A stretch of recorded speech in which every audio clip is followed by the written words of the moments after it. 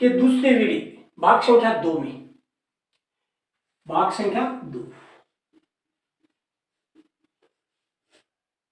में क्या पढ़ेंगे? अष्टांगीन मार्ग के बारे में पढ़ेंगे। यानी महात्मा बुद्ध ने बताया था कि दुख से निवारण के लिए जो 8 मार्ग बताए थे, 8 तरीके बताए थे, उन 8 तरीकों का आज हम अध्ययन करेंगे। ये 8 तरीके कौन कौन से हैं? पहला सम्यक दृष्टि, पहला क्या है? सम्यक दृष्टि। दूसरा क्या है? सम्यक संकल्प। तीसरा सम्यक वाणी। चौथा सम्यक कर्म।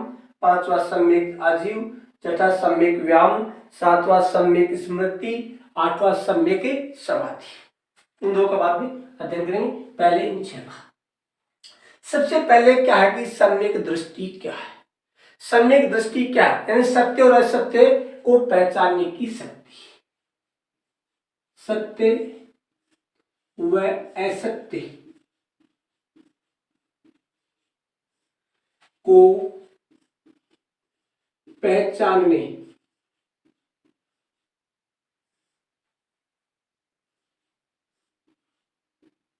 की जो शक्ति होती है उसको क्या बोलते हैं? सम्यक दृष्टि बोलते हैं।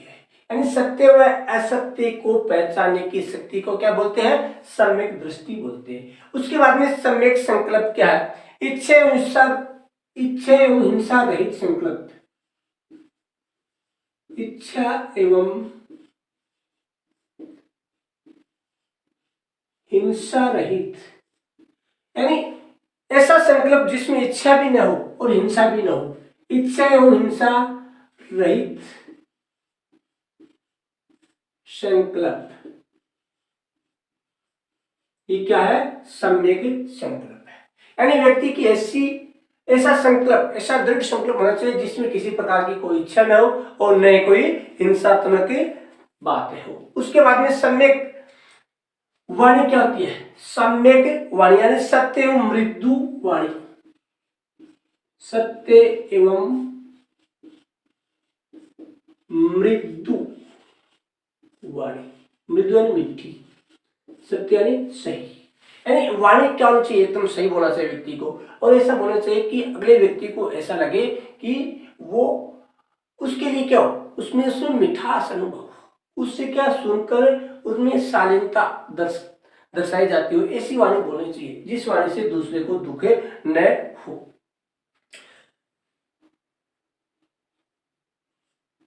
उसके बाद में सम्यक कर्म, हमारे काम कैसे होने चाहिए? सम्यक कर्म यानी सत्कर्म, सत्कर्म, अच्छे कर्म।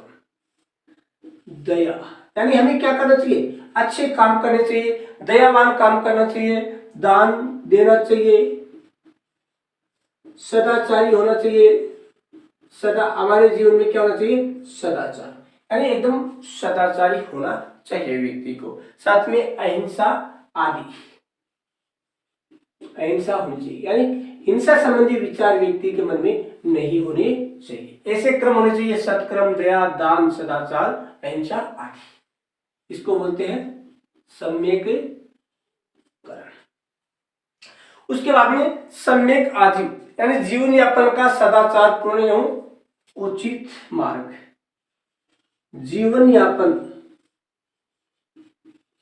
यापन का, हमें अपना जीवन चलाने के लिए जो भी कार्य करते हैं वो मार्ग कैसा होना चाहिए? यानी सदाचार पूर्ण, सदाचार पूर्ण, यानी वो मार्ग क्या होना चाहिए? सदाचार पूर्ण एवं उचित मार्ग होना चाहिए, एवं उचित मार्ग, एवं उचित मार्ग। उसके बाद में सम्यक व्यायाम क्या होता है? यानी विवेकपूर्ण पर्यटन, विवेक पूर्ण पर्यटन। हमें पर्यटन कैसे करने चाहिए? विवेकपूर्ण पर्यटन करने चाहिए। उसके बाद में था सम्यक स्मृति, 7 नंबर।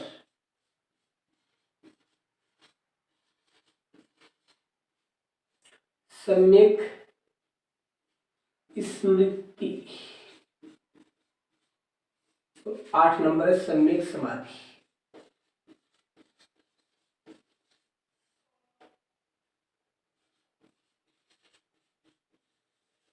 सम्यक समाधि। यानी सम्यक स्मृति क्या होता है? अपने कर्मों के प्रति, अपने कर्मों के प्रति क्या होना चाहिए व्यक्ति को? जो भी काम हम करते हैं, जो भी कार्य हम करते हैं, उन कार्यों के प्रति क्या होना चाहिए? विवेकपूर्ण ढंग से सहज करना। अपने कर्मों के प्रति विवेकपूर्ण ढंग से सहज करना, प्रति विवेकपूर्ण ढंग से सहज करना।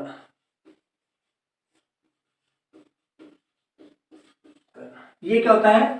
सम्यक स्मृति। उसके बाद में सम्यक समाधि होती है चित्त की एकाग्रता। चित्त की एकाग्रता, चित्त की एकाग्रता। ये थे 8 मार्ग, उसको बोलते हैं अष्टांगिक मार्ग। सम्यक दृष्टि यानी सत्य एवं असत्य को पहचानने की शक्ति को बोलते हैं सम्यक दृष्टि। उसके बाद में आता है सम्यक संकल्प यानी इच्छा एवं हिंसा रहित संकल्प। तीसरा सम्यक कर्म, सत्कर्म, दया, दान, सदाचार, अहिंसा आदि होते हैं सत्कर्म होते हैं व्यक्ति के। सम्यक आजीव यानी जीवन यापन का तरीका कैसा होना चाहिए? सदाचार पूर्ण एवं उचित मार्ग होना चाहिए। सम्यक व्यायाम होता है विवेकपूर्ण प्रयत्न करना। सम्यक स्मृति अपने कर्मों के प्रति विवेकपूर्ण ढंग से सहज करना। सम्यक समाधि होती है चित्त की एकाग्रता होनी चाहिए। मनुष्य के चित्त की क्या होनी चाहिए? एकाग्रता होनी चाहिए। तो प्यारे विद्यार्थियों, सभी इसका स्क्रीनशॉट ले सकते हैं ताकि आगे भी आप इसको सहज रूप से तैयार कर सकें।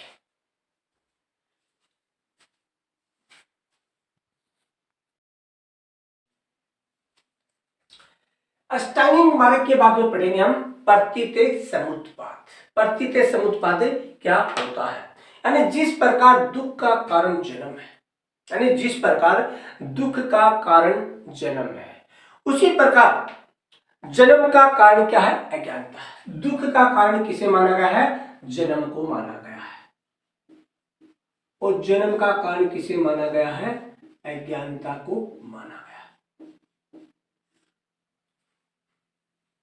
जन्म का कारण किसे माना गया है? अज्ञानता का चक्कर है, अज्ञानता का चक्कर। यानी किसी मनुष्य के जन्म में जो दुख है उसमें इस जन्म का कारण क्या बताया गया है? अज्ञानता का चक्र बताया गया है। और इसी अज्ञान रूपी चक्कर को ही क्या कहते हैं? प्रतीते समुत्पाद कहते हैं। इस अज्ञान रूपी चक्कर को क्या कहते हैं? प्रतीते समुत्पाद कहते हैं। तो सभी अपने अपनी कॉपी में लिखे, जिस प्रकार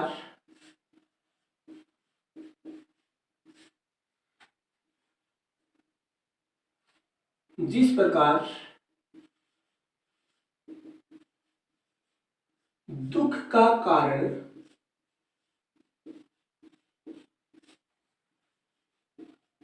जन्म है, जिस प्रकार दुख का कारण क्या है? जन्म है, उसी प्रकार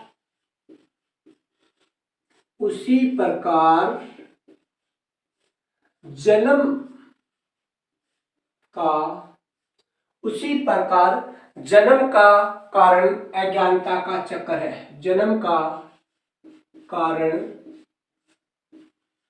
अज्ञानता का चक्कर है,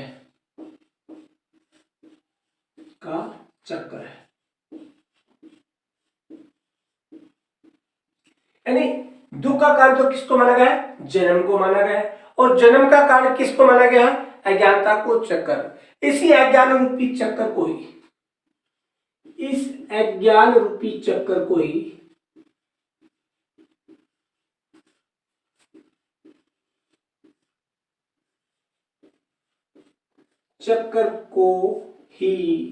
क्या कहते हैं?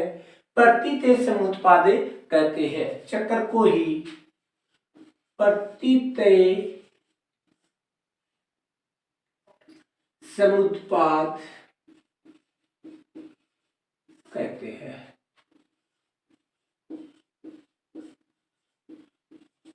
यानी दुख का कारण जन्म है और जन्म का कारण है अज्ञानता का चक्कर, और इस अज्ञान रूपी चक्र को क्या कहते हैं? प्रतीत समुत्पाद कहते हैं।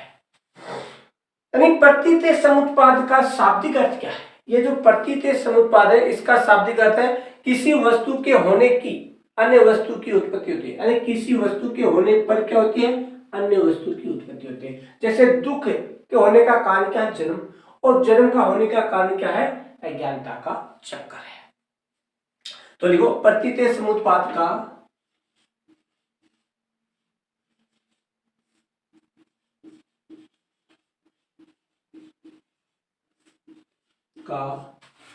शाब्दिक अर्थ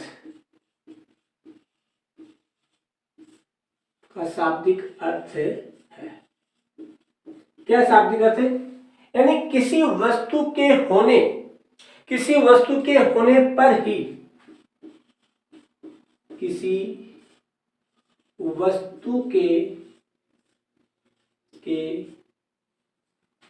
होने पर ही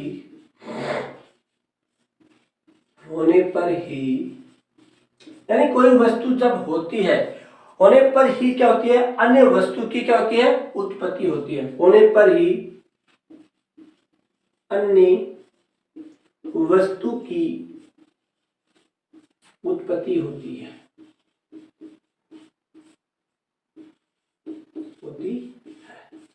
ये क्या? प्रतीत समुत्पाद, यानी किसी वस्तु के होने पर ही अन्य वस्तु की उत्पत्ति होती है। यह है प्रतीत समुत्पाद। सभी स्क्रीनशॉट ले लें इसका।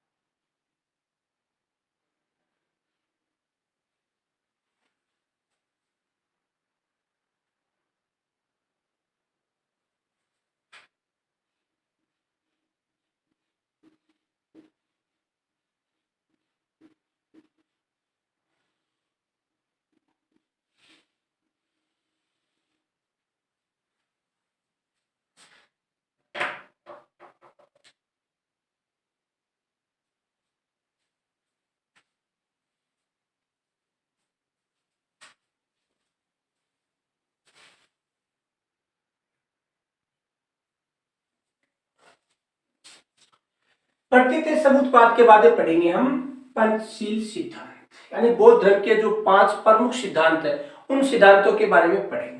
सबसे पहले तो ये है कि ये जो पंचशील सिद्धांत है वो किस भाषा में लिखे गए, इनकी भाषा क्या है? तो इसकी भाषा कौन सी है? पाली भाषा। कौन सी भाषा? पाली भाषा। उसके बाद में ये कहाँ लिखे गए हैं, किस उपनिषद में लिखे गए हैं? तो ये किस उपनिषद में लिखे गए हैं? छांदोग्य उपनिषद में।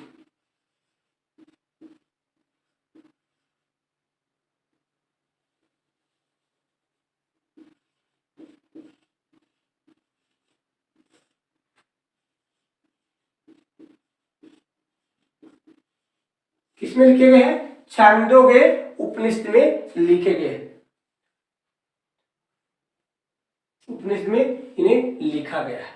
उसके बाद में ये जो पंचशील सिद्धांत है वो है क्या, कौन कौन से है? तो प्रमुख रूप से जो 5 सिद्धांत है उसमें पहला कौन सा है? अहिंसा। पहला सिद्धांत कौन सा है? अहिंसा।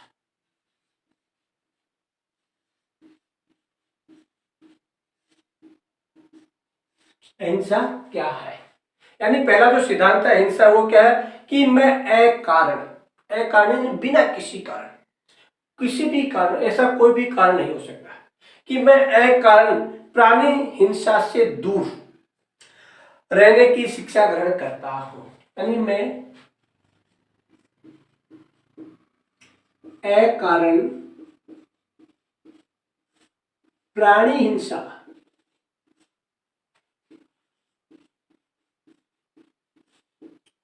से दूर रहने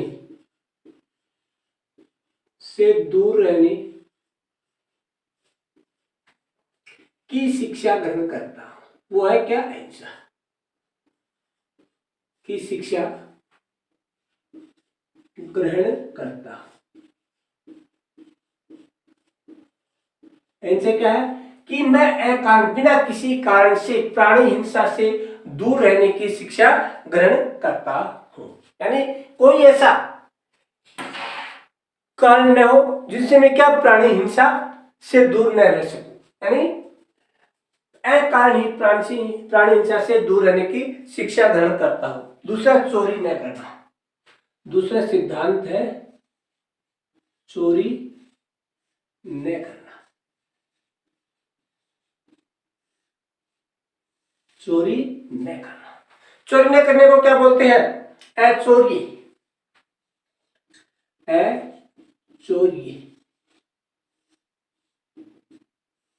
चोरी न करना को क्या बोलते हैं? अचोरी। यानी मैं चोरी करने से विरत रहने की शिक्षा ग्रहण करता हूं। मैं चोरी करने से विरत, विरत यानी दूर, दूर लिख तो चाहिए, विरत लिख दो। मैं चोरी करने से विरत रहने की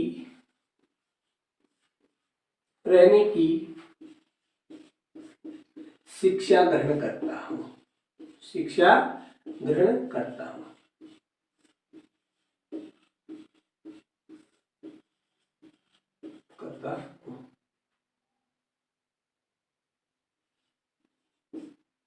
तीसरा क्या है? तीसरा प्रमुख रूप से अव्यभिचारी। अव्यभिचारी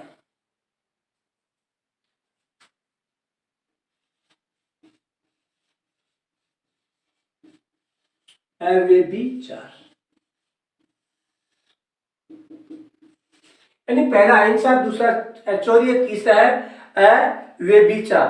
यानी मैं लैंगिक दुराचार या व्यभिचार से विरत रहने की शिक्षा ग्रहण करता हूं। यानी मैं लैंगिक दुराचार या अव्यभिचार से दूर रहने की शिक्षा ग्रहण करता हूं। यानी मैं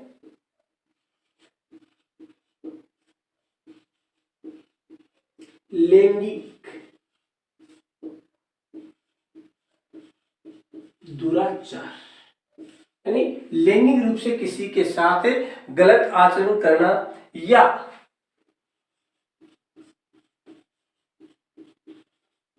व्यभिचार से विरत यानी दूर, विरत रहने की शिक्षा ग्रहण करता हूं।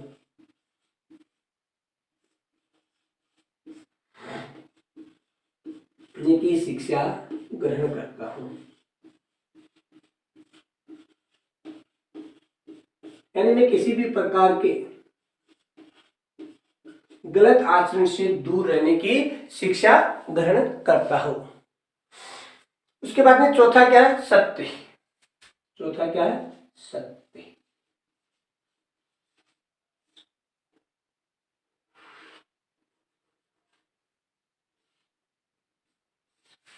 सत्य क्या है? यानी मैं सत्य बोलने से मैं असत्य बोलने से मैं असत्य बोलने से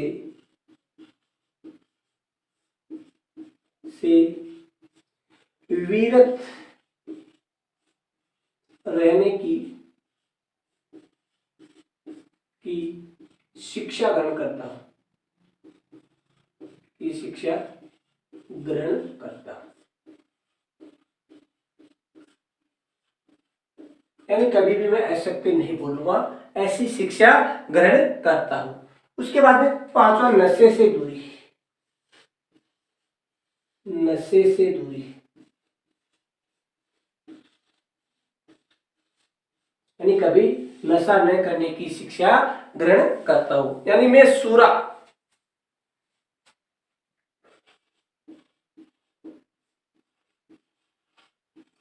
क्या होती है, तो पहले तो सूरा क्या होती है, कच्ची शराब। कच्ची शराब, पहली बात तो क्या कहा कि मैं कच्ची शराब यानी सूरा से, मद और नशीली, उसके बाद में मद शराब,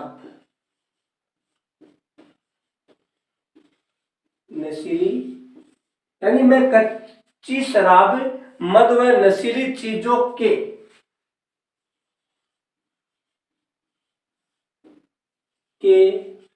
सेवन, यानी इन चीजों का मैं सेवन नहीं करूं, के सेवन से विरत रहने की, के सेवन से विरत रहने की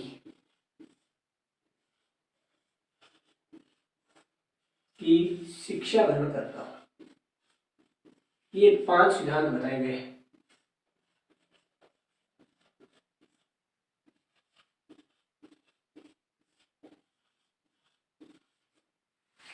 कौन कौन से 5 सिद्धांत? अहिंसा, चोरी न करना यानी अचौर्य, अव्यभिचार, सत्य, नशे से दूरी। कई बार यही प्रश्न पूछ जाता है कि निम्न में से बौद्ध धर्म के पंचशील सिद्धांत नहीं है, निम्न में से कौन सा बौद्ध धर्म का पंचशील सिद्धांत नहीं है?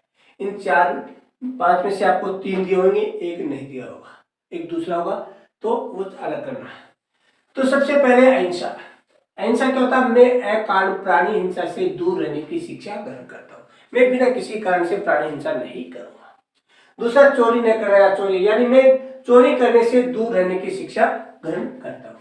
तीसरा, व्यभिचार यानी मैं लैंगिक दुराचार या व्यभिचार से विरत रहने की शिक्षा ग्रहण करता हूँ, किसी प्रकार का लैंगिक दुराचार नहीं करूंगा।